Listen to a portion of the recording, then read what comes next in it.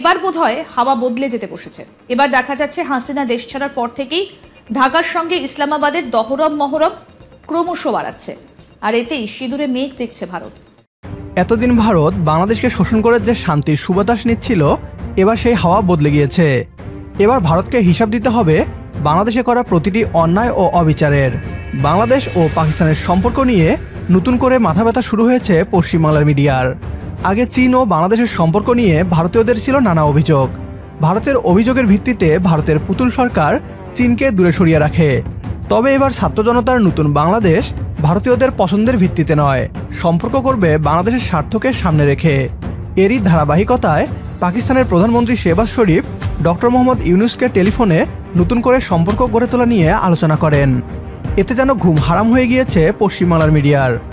ভারতের দুশ্মন পাকিস্তান এখন বাংলাদেশের সাথে মিলে উত্তর পূর্ব রাজ্যগুলোতে অস্থিরতা তৈরি করবে বলে ভয় পাচ্ছে পশ্চিমবাংলার মিডিয়া।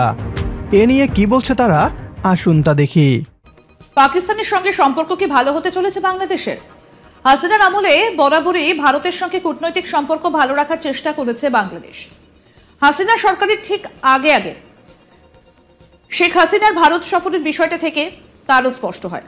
তবে এবার বোধহয় হাওয়া বদলে যেতে বসেছে, কারণ শুক্রবার 30শে আগস্ট বাংলাদেশের অন্তর্বর্তী সরকারের প্রধান উপদেষ্টা ডক্টর মোহাম্মদ ইউনূসকে ফোন করেছেন পাকিস্তানের প্রধানমন্ত্রী শেহবাজ শরীফ। জানা যাচ্ছে দুদেশের দ্বিপাক্ষিক সম্পর্ক পুনরুজ্জীবিত করার বিষয়ে দীর্ঘক্ষণ কথা হয়েছে তাদের মধ্যে। ইউনূসকে ফোন করেন শেহবাজ শরীফ, নবগঠিত অন্তর্বর্তী সরকারকে নেতৃত্ব দেবার জন্য তাকে শুভেচ্ছা জানান। বাংলাদেশের আর্থসামাজিক উন্নয়নে ইউনূসের অবদানের ভূয়সী প্রশংসা করেন তিনি। এছাড়া বাংলাদেশের বন্যায় প্রাণহানি এবং ক্ষয়ক্ষতির জন্য সমবেদনা জানান শেহবাজ। জানা গিয়েছে দুদেশের জনগণের উন্নয়ন নিশ্চিত করতে পাকিস্তানের সঙ্গে একযোগে কাজ করতে সম্মত হয়েছেন ইউনূস। হাসিনার আমলে পাকিস্তানের সঙ্গে বাংলাদেশের আদায় কাঁচকলায় সম্পর্ক ছিল। এবার হাসিনার না থাকার সুযোগকে কাজে লাগাতে চাইছে ইসলামাবাদ। তাই দ্বিপাক্ষিক সম্পর্ক পুনরুজ্জীবিত করার গুরুত্বের ওপর বিশেষ জোর দেন শেহবাজ। দুদেশের মধ্যে ঐতিহাসিক, ধর্মীয় ও সাংস্কৃতিক বন্ধন উল্লেখ করে বাণিজ্যিক সম্পর্ক, সাংস্কৃতিক আদান প্রদান এবং যোগদান আরও জোরদার করার বিষয়েও গভীর ইচ্ছে প্রকাশ করেন তিনি। এমনিতেই শেখ হাসিনা গদিচ্যুত হওয়ার পেছনে অনেকেই ইসলামাবাদের ষড়যন্ত্রের তত্ত্ব সামনে এনেছিলেন রাজনৈতিক বিশ্লেষকদের অনেকেই। এবার দেখা যাচ্ছে হাসিনা দেশ ছাড়ার পর থেকেই ঢাকার সঙ্গে ইসলামাবাদের দহরম মহরম ক্রমশ বাড়াচ্ছে, আর এতেই সিঁদুরে মেঘ দেখছে ভারত।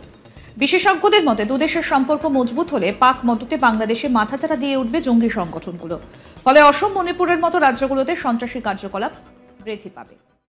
পাকিস্তানের সাথে বাংলাদেশের সম্পর্ক বৃদ্ধি পেলে অস্থির হয়ে উঠবে ভারতের সেভেন সিস্টার্স, এমনটা দাবি করেই ভয় পাচ্ছে পশ্চিমবাংলার মিডিয়া। এছাড়াও সম্প্রতি বাংলাদেশ সেনাবাহিনী পাকিস্তান থেকে বিপুল পরিমাণে গোলাবারুদ এবং মিসাইল আমদানি করছে। এজন্যই চোরের মন পুলিশ করছে।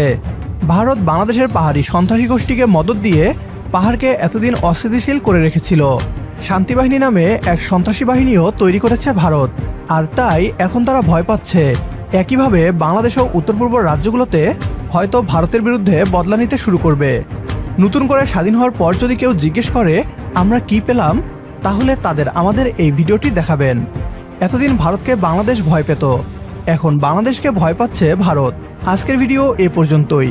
ভিডিও সম্পর্কে আপনার গুরুত্বপূর্ণ মতামত কমেন্ট বক্সে জানিয়ে দিন আমাদের। সেই সাথে ভিডিও শেয়ার করে দেখার সুযোগ করে দিন আপনার বন্ধুদের। পরবর্তী ভিডিও দেখার আমন্ত্রণ জানিয়ে বিদায় নিচ্ছি আজ। আল্লাহ হাফেজ।